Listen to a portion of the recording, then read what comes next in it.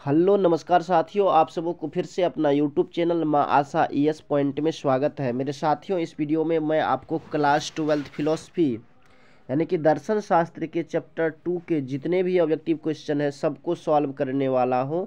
इसलिए आप लोग इस वीडियो को ध्यान से अंत तक देखेंगे। और अगर आप हमारे यूट्यूब चैनल पर नए आए हैं तो प्लीज़ एक बार इसको लाइक करेंगे, सब्सक्राइब करेंगे और अपने दोस्तों को भी शेयर कर देंगे। तो प्रथम क्वेश्चन है आपका, ये जो आपका अध्याय है दूसरा, जिसका नाम है भगवत गीता का दर्शन शास्त्र। तो इसका प्रथम क्वेश्चन है आपके सामने कि गीता में कुल कितने अध्याय है। कहते हैं ये जो गीता है ना, भगवान श्री कृष्ण के द्वारा बताए गए जो है गीता, उसमें कुल कितने अध्याय है।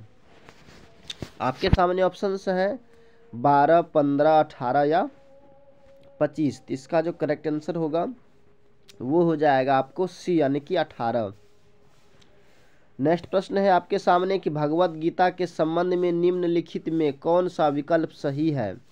आपके सामने ऑप्शंस है कि भगवत गीता कृष्ण अर्जुन संवाद का प्रतिफल है, भगवत गीता महाभारत महाकाव्य का भाग है, भगवत गीता भगवान का गीत है, या इनमें से सभी। तो मेरे साथियों, इसका जो करेक्ट आंसर होगा वो हो जाएगा आपको डी यानी कि इनमें से सभी। नेक्स्ट प्रश्न है आपके सामने तीसरा कि भगवत गीता के अनुसार वह कर्म क्या है जो बिना फल की इच्छा किए किया जाता है।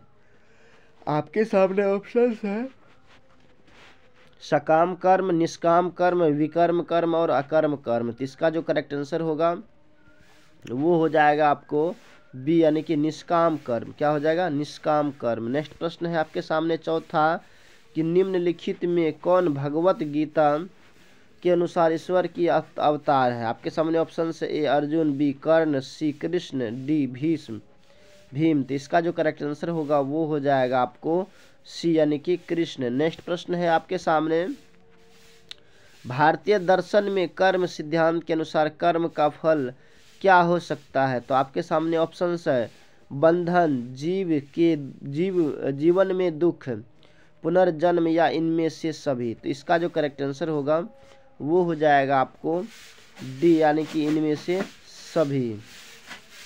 अब नेक्स्ट प्रश्न है आपके सामने कि भगवत गीता का शाब्दिक अर्थ क्या है। तो आपके सामने ऑप्शन है ईश्वर का गीत, ईश्वर का स्वरूप, दोनों, या इनमें से कोई नहीं। इसका जो करेक्ट आंसर होगा वो हो जाएगा आपको ए यानी कि ईश्वर का गीत। नेक्स्ट प्रश्न है आपके सामने सातवां कि निष्काम कर्म क्या है। आपके सामने ऑप्शन है कर्म फल का त्याग, कर्म का त्याग, दोनों, या इनमें से कोई नहीं। इसका जो करेक्ट आंसर होगा वो हो जाएगा कर्म फल का त्याग। ए इसका करेक्ट आंसर होगा। नेक्स्ट प्रश्न है आपके सामने आठवां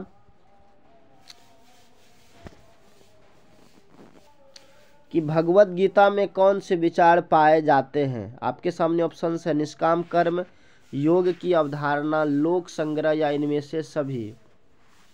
इसका करेक्ट आंसर हो जाएगा आपको इनमें से सभी। नेक्स्ट प्रश्न है आपके सामने गीता का उपदेश है। गीता का क्या उपदेश है? निष्काम कर्म, कर्म से संन्यास, या दोनों, या इनमें से कोई नहीं। तो इसका जो करेक्ट आंसर होगा वो हो जाएगा आपको ए यानी कि निष्काम कर्म। नेक्स्ट प्रश्न है आपके सामने 10वां कि भगवत गीता में योग शब्द का प्रयोग किन अर्थ में हुआ है। आपके सामने ऑप्शंस है समाधिवाचक, या संबंधवाचक, या सी दोनों, या इनमें से कोई नहीं। इसका जो करेक्ट आंसर होगा वो हो जाएगा आपको डी यानी कि इनमें से कोई नहीं। नेक्स्ट प्रश्न है आपके सामने कि स्वधर्म का वास्तविक संबंध है किससे? समान धर्म से, वर्णा आश्रम से, या दोनों से, या इनमें से कोई नहीं। इसका जो करेक्ट आंसर होगा वो हो जाएगा आपको डी यानी कि इनमें से कोई नहीं। नेक्स्ट प्रश्न है आपके सामने 12वां कि किनके मतानुसार गीता महाभारत का अंग है। किसके मतानुसार जो है गीता जो है महाभारत का अंग है? महात्मा गांधी, डॉक्टर राधा कृष्णन, बाल गंगाधर तिलक, या ये सभी। इसका जो करेक्ट आंसर होगा वो हो जाएगा आपको डॉक्टर राधा कृष्णन। नेक्स्ट प्रश्न है आपके सामने 13 कि गीता में किनके विचार से ईश्वर की वाणी मानी गई है। आपके सामने ऑप्शंस है कृष्ण, अर्जुन, व्यास, या इनमें से कोई नहीं। इसका करेक्ट आंसर हो जाएगा आपको सी यानी कि व्यास। नेक्स्ट प्रश्न है आपका 14वां, उपनिषद को कहा जाता है, क्या कहा जाता है? योग विद्या, ब्रह्म विद्या, दोनों या इनमें से कोई नहीं। तो इसका जो करेक्ट आंसर होगा वो हो जाएगा आपको ब्रह्म विद्या। नेक्स्ट प्रश्न है आपके सामने कि गीता में किस योग की चर्चा हुई है? आपके सामने ऑप्शंस है ज्ञान योग, भक्ति योग, कर्म योग या ये सभी। तो इसका जो करेक्ट आंसर होगा वो हो जाएगा आपको डी, यानी कि ये सभी। नेक्स्ट प्रश्न है आपके सामने 16 कि गीता की रचना किसके द्वारा की गई है? आपके सामने ऑप्शंस है व्यास के द्वारा, कृष्ण के द्वारा, अर्जुन के द्वारा या ये सभी। तो इसका करेक्ट आंसर हो जाएगा आपको ए, यानी कि व्यास के द्वारा। नेक्स्ट प्रश्न है आपके सामने 17 कि निष्काम कर्म का मूल सिद्धांत है, क्या है? शारीरिक सुख, कर्तव्य के लिए कर्तव्य या दोनों या इनमें से कोई नहीं। इसका करेक्ट आंसर हो जाएगा आपको बी, यानी कि कर्तव्य के लिए कर्तव्य। नेक्स्ट प्रश्न है आपके सामने 18 कि महात्मा गांधी ने गीता को कहा है, क्या कहा है? माता, पिता, कुरान या इनमें से कोई नहीं। इसका करेक्ट आंसर हो जाएगा आपको ए, यानी कि माता कहा है। ए इसका करेक्ट आंसर होगा। नेक्स्ट प्रश्न है आपके सामने गीता के अनुसार योग है, क्या है? गीता के अनुसार योग क्या है?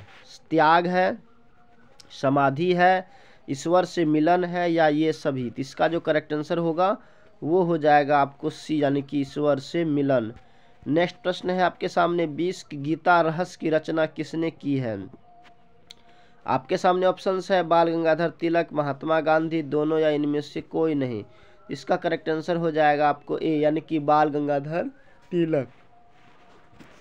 अब नेक्स्ट प्रश्न है आपके सामने कि किसके अनुसार गीता कर्म का विज्ञान है? बाल गंगाधर तिलक, विनोबा भावे, महात्मा गांधी या ये सभी। इसका जो करेक्ट आंसर होगा वो हो जाएगा आपको ए, यानी कि बाल गंगाधर तिलक। नेक्स्ट प्रश्न है आपके सामने कि अनासक्ति योग नामक ग्रंथ की रचना किसने की? आपके सामने ऑप्शंस है बाल गंगाधर तिलक, महात्मा गांधी, दोनों या इनमें से कोई नहीं। इसका करेक्ट आंसर हो जाएगा आपको बी, यानी कि महात्मा गांधी। नेक्स्ट प्रश्न है आपके सामने 23 की भगवत गीता को कम शास्त्र किसने कहा? भगवान दास, बाल गंगाधर तिलक, गांधी जी या इनमें से कोई नहीं। इसका करेक्ट आंसर हो जाएगा आपको बी, यानी कि बाल गंगाधर तिलक। नेक्स्ट प्रश्न है आपके सामने गीता में मोक्ष के कौन कौन से मार्ग बताए गए हैं? ज्ञान, कर्म, भक्ति या ये सभी। तो इसका आंसर हो जाएगा आपको ये सभी, यानी कि गीता में जो है ज्ञान, कर्म और भक्ति ये सभी के विषय में बताया गया है। नेक्स्ट प्रश्न है आपके सामने त्रिगुण होते हैं, क्या होते हैं?